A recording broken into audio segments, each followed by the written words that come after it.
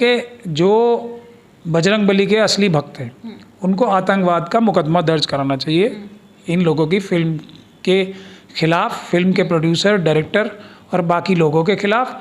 और उसमें 120B की धारा भी लगनी चाहिए कि सरकार में बैठे हुए कितने लोग उनकी मदद कर रहे हैं इस देशद्रोह के काम। अमित शाह जी की, मोदी जी की और भागवत जी की मर्जी से उन्होंने सारी फिल्म बनाई। बड़ा फ़ायदा पाकिस्तान और चाइना को इस फिल्म से ऑलरेडी हो चुका है, नेपाल से हमारे संबंध खराब करा के, नेपाल की जनता से भारत की जनता के संबंध खराब करा के इतना बड़ा फ़ायदा पाकिस्तान और चाइना को ऑलरेडी हो चुका है। प्रधानमंत्री जी, आरएसएस और बीजेपी के लोग पूरी ताकत लगा के उनकी फिल्मों को उनका प्रचार करते हैं कि भारत जो एक नेपाल में जो दोस्ती है ना, एक मतलब इतनी ज़्यादा दोस्ती है कि वहाँ के जो नेपाली सिटीजन्स हैं वो भारत की सेना में भी भर्ती हो सकते हैं।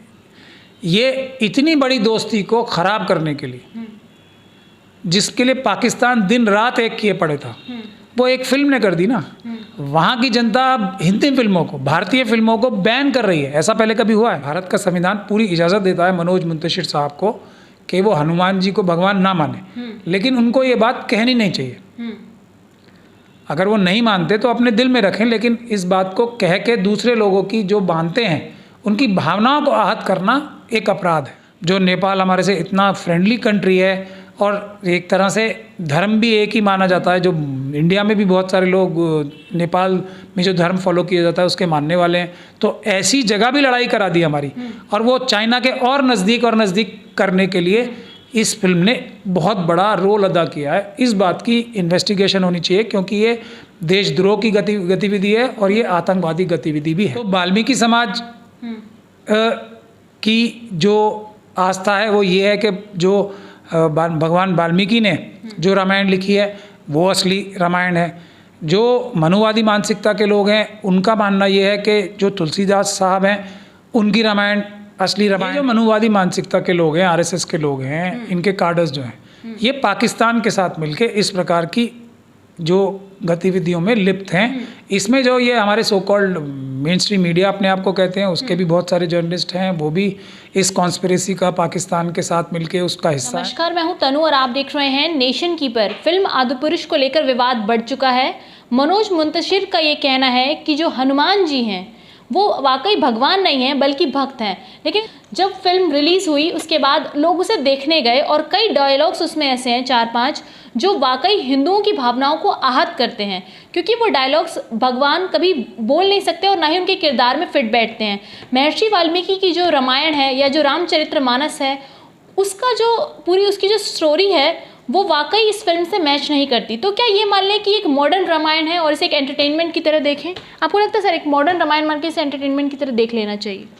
देखिए, मेरा तो ये मानना है कि मनोज मुंतशिर जो हैं ये पाकिस्तान की आईएसआई के साथ मिलके भारत में विभिन्न समुदायों में लड़ाई कराने की कोशिश कर रहे हैं और नेपाल से हमारे रिश्ते ख़राब कराने के लिए साजिश के तहत इन्होंने, नेपाल हमारा एक मित्र देश है, ये फिल्म बनाई गई है और उसमें वो सक्सेसफुल भी हुए हैं नेपाल से लड़ाई कराने में और देश में विभिन्न समुदायों में आपस में एक तरह की रंजिश और लड़ाई पैदा करने में वो कामयाब भी हो गए, जिससे पाकिस्तान और चाइना को बहुत बड़ा फ़ायदा हुआ है।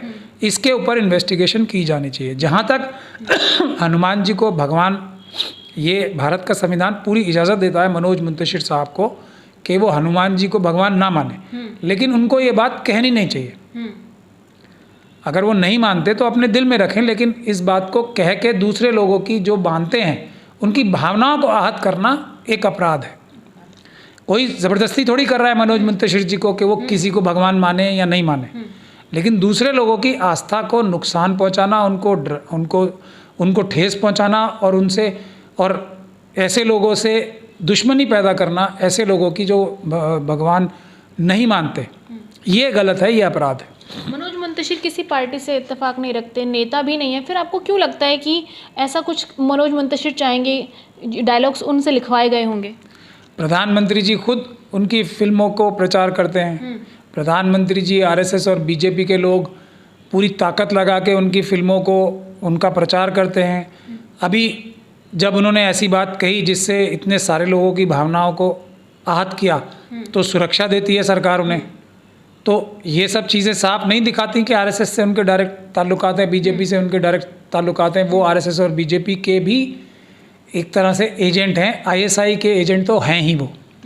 देखिए, राम, सीता और हनुमान की जो किरदार इस मूवी में दिखाया गया है, वो वाकई जो उनका किरदार है उससे बेहद अलग है। और अगर आप उसमें देखेंगे तो हनुमान जी ने काजल भी लगा रखा है। तो सवाल ये है कि जिस तरीके से मूवी में राम जी, सीता जी और हनुमान जी को प्रेजेंट किया गया है, क्या वाकई वो आने वाली पीढ़ी पर धार्मिक जो मुद्दे हैं या धर्म से रिलेटेड जो चीज़ें हैं उसके में गलत इफेक्ट डाल रहा है? आपने कुरान के बारे में भी सुना होगा, कई बार मॉडिफिकेशंस करके न्यूज़ चला दी जाती है, वो वायरल हो जाती है, फिर बाद में फैक्ट्स चेक किए जाते हैं तो पता चलता है। तो आप मान रहे हैं कि धार्मिक मुद्दे बनाए जा रहे हैं, चाहे वो मुस्लिमों के धर्म की बात करें या हिंदुओं के धर्म की बात करें, मॉडिफिकेशंस करके जनता के बीच प्रेजेंट किया जा रहा है। ये जो मनुवादी मानसिकता के लोग हैं, आरएसएस के लोग हैं, इनके कार्डर्स जो हैं, ये पाकिस्तान के साथ मिलके इस प्रकार की जो गतिविधियों में लिप्त हैं। इसमें जो ये हमारे so called main stream media अपने आप को कहते हैं, उसके भी बहुत सारे जर्नलिस्ट हैं, वो भी इस कॉन्स्पिरेसी का पाकिस्तान के साथ मिलके उसका हिस्सा हैं। अब जैसे अगर हम रामायण की बात करें तो वाल्मीकि समाज की जो आस्था है वो ये है कि जो भगवान वाल्मीकि ने जो रामायण लिखी है वो असली रामायण है। जो मनुवादी मानसिकता के लोग हैं उनका मानना ये है कि जो तुलसीदास साहब हैं उनकी रामायण असली रामायण है। तो भारत का संविधान दोनों को ये इजाज़त देता है, ये दोनों को पूरी शक्ति देता है कि वो अपनी अपनी आस्थाओं में विश्वास करें। वाल्मीकि समाज अपनी वाल्मीकि द्वारा रचित जो है रामायण उसको माने, और जो मनुवादी मानसिकता के लोग हैं वो तुलसीदास जी द्वारा रचित रामचरितमानस को माने। तो इसमें कहीं वो नहीं है, लेकिन आपस में लड़ाई कराना जो है वो अपराध है। तो अगर वाल्मीकि समाज की बात की नज़रों से देखा जाए तो वो ये कहते हैं सबसे पहले तो जो रामायण है वो वाल्मीकि साहब ने लिखी थी, तो उनकी बात भी अपनी तरह से सही हो सकती है। फिर जो तुलसीदास जी के मानने वाले हैं वो अपनी बात कहते हैं कि नहीं, हमारी रामायण जो है वो ज़्यादा अच्छी है। तो ये हर एक को अधिकार है अपनी बात रखने का भी, अपनी बात मानने का भी, लेकिन किसी दूसरे समुदाय के ऊपर आक्षेप लगाना, उनकी भावनाओं को ठेस पहुंचाना, जैसे मनोज मुंतशिर शुक्ला साहब ने किया कि हनुमान जी जो भगवान नहीं है, ये बहुत गलत बात है।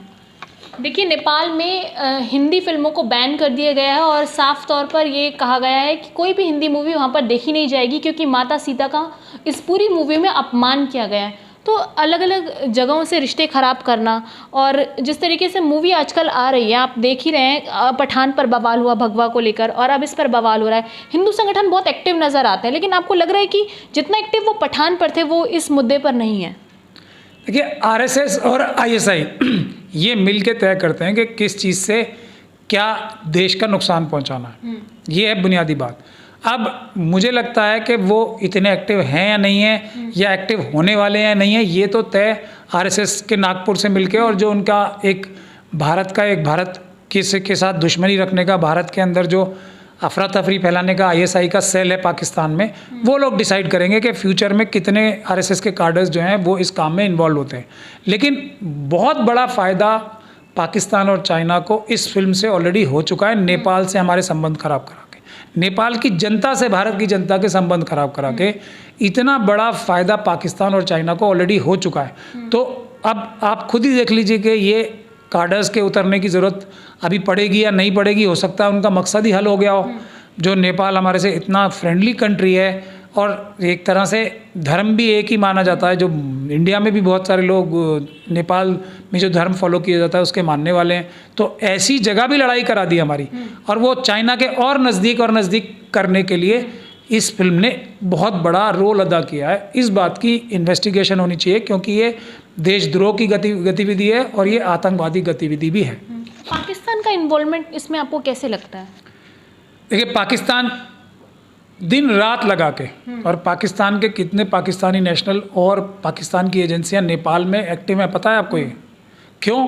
इसीलिए कि भारत जो एक नेपाल में जो दोस्ती है ना, एक मतलब इतनी ज़्यादा दोस्ती है कि वहाँ के जो नेपाली सिटीजन्स हैं वो भारत की सेना में भी भर्ती हो सकते हैं। ये इतनी बड़ी दोस्ती को ख़राब करने के लिए, जिसके लिए पाकिस्तान दिन रात एक किए पड़े था, वो एक फिल्म ने कर दी ना। वहाँ की जनता अब हिंदी फिल्मों को, भारतीय फिल्मों को बैन कर रही है। ऐसा पहले कभी हुआ है? जो पाकिस्तान की जो एजेंसीज डायरेक्टली नहीं कर पाई वो मनोज मुंतशिर ने कर दिया। तो और बताइए मैं क्यों कह रहा हूँ, क्या इलॉजिकल बात है ये?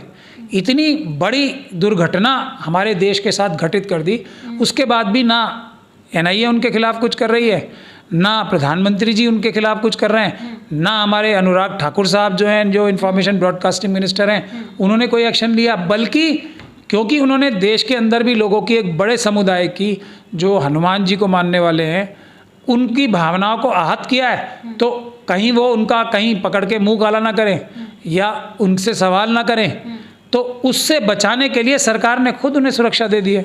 तो इसका मतलब ये है ना कि सरकार का वरदस्त उन्हें प्राप्त है कि वो ये काम सरकार की, अमित शाह जी की, मोदी जी की और भागवत जी की मर्जी से उन्होंने सारी फिल्म बनाई है। देखिए, महज एक फिल्म ने नेपाल और भारत के रिश्तों में फूट डाल दी है और मनोज मुंतशिर ने जो डायलॉग्स लिखे हैं वो वाकई छपड़ी भाषा का प्रयोग उस पूरी फिल्म में किया गया है। जो बच्चे देखेंगे, जो बड़े देखेंगे और काफ़ी जो धार्मिक लोग हैं उनकी भावनाएं भी पूरे उससे आहत हुई हैं फिल्म से। और लगातार आदि पुरुष पर विवाद जारी है। अयोध्या नगरी, राम की जो नगरी है, वहाँ पर एक थिएटर में जब वो मूवी लगी तो वहाँ हिंदू संगठन वालों ने घुसकर बवाल किया और पुलिस की मौजूदगी में उस थिएटर में वो मूवी बैन कर दी गई। तो आपको लग रहा है बैन कर देनी चाहिए इंडिया में भी? नहीं, ये तो अब देखिए, मेरे लगने लगने से तो कोई फ़र्क पड़ने वाला नहीं है, क्योंकि जब आरएसएस ने चलवाई है फिल्म तो वही बैन करेगी या नहीं करेगी।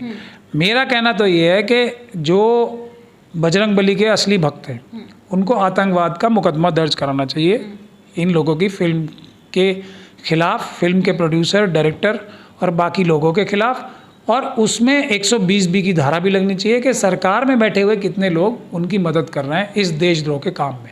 मेरा तो मानना ये है, क्योंकि जो लोग हनुमान जी को भगवान मानते हैं वो तो उन्हें ज्ञान का सागर मानते हैं, उन्हें सबसे बहादुर मानते हैं, उन्हें हर चीज़ का सर्वज्ञाता मानते हैं।